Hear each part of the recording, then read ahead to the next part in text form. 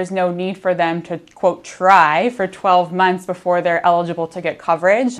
We're back with the big deal. This year, California began requiring large group health insurers to begin covering IVF, which is short for in vitro fertilization services. That's a big deal because the high cost of IVF often deters people who cannot afford the cost but want to conceive a child. In California, a single cycle of IVF treatment can cost upwards of $20,000. California is now the 15th state to require that insurance companies cover IVF, following a wave of other states, including New York, Massachusetts, and Hawaii. Spectrum News reporter Genevieve Glass has the details in this report.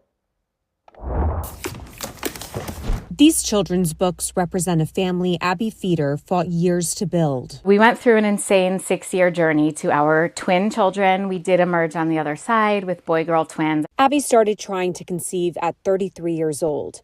After 3 years with no success and a diagnosis of unexplained infertility, she turned to medical intervention. 4 egg retrievals, 8 embryo transfers, and repeated loss. We took on a bunch of debt to have our children. At the time we started, we had great credit.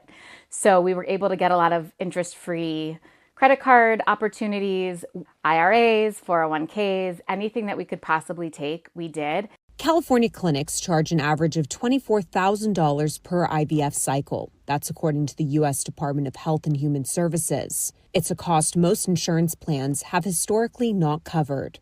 Experiences like Abby's helped spur a major change in California state law. It now requires large group insurance plans to cover infertility diagnosis and treatment, including up to 3 egg retrievals and unlimited embryo transfers. It also expands the definition of infertility to include the LGBTQ+ community, as well as single parents, making California one of the most inclusive states for fertility coverage. Our lives would be so different if any of that had been covered. Infertility now affects 1 in every 5 couples in the U.S., according to the CDC. Dr. Catherine Van Heis, a reproductive endocrinologist at HRC Fertility, says the price tag reflects how complex treatment can be. The IVF cycle includes monitoring appointments. At each monitoring appointment, you're seeing a physician or a sonographer, you're having an ultrasound, you're having blood work, you have the medications, obviously, and then the procedure itself, the cost is very expensive. She says her clinic is already seeing more patients access care through insurance, and that this earlier coverage could change the course of treatment. There's no need for them to, quote, try for 12 months before they're eligible to get coverage. So this is a more inclusive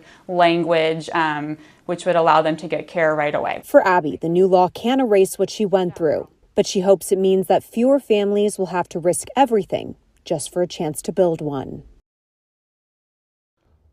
Spectrum News reporter Genevieve Glass joins me now from our station in Los Angeles to talk more about IVF.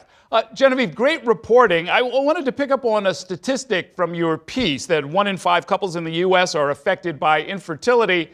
The law doesn't just affect them, though. I'm thinking about same-sex couples that might want to have kids, or single people in California that previously had to pay out of pocket. There's really quite a lot of people who have an interest in this, right? Yeah, there sure is. You are exactly right. So this law, it really marks a major shift in how fertility care is treated, putting it on par with other medical conditions and really expanding access for the LGBTQ+ community as well as single people. So before this, many insurance plans, they really operated under a pretty narrow definition of infertility, which was the inability to conceive after 12 months of unprotected sex between a heterosexual couple. So if you were a same-sex couple or a single person trying to conceive, you could be denied coverage, not because you didn't need that care, just because you didn't meet the criteria. Now, this new California law, it changes that by broadening the definition of infertility to focus on medical need and real barriers to pregnancy, removing those exclusions that disproportionately affected LGBTQ+ families as well as single parents. Okay, so now the latest numbers we have on in vitro fertilization come from 2023. And in that year, 96,000 babies were born through IVF. Right now, about a quarter of American companies, big companies with more than 200 employees, cover the procedure under their plans. But are there any efforts by Congress to require insurers to just go ahead and cover IVF nationwide? And how does the public feel about all of this? Yeah, so there have been several efforts in Congress to expand IVF access nationwide, but so far none of them have made it across that finish line. So for example, the Right to IVF Act, which was introduced by Senator Tammy Duckworth, that would create a federal right to fertility care and require both private insurers and public health plans to cover treatments like IVF. Now, Democrats, they've tried multiple times to move this through the Senate, but Republicans have blocked it, calling it a political message bill, despite many GOP lawmakers saying that they do support IVF in principle. Now, in the House, a small bipartisan group has sponsored measures to protect access, but none of them have been brought to the floor for a full vote. Now, as far as the public's attitude, IVF is widely supported, polls showing that up to 86% of Americans do view it as a good thing and support keeping it legal. So while most Americans do favor protecting and expanding access to IVF, lawmakers unfortunately do remain split on whether and how to require insurance coverage at that federal level. Okay. Thanks very much, Genevieve Glass. Great report.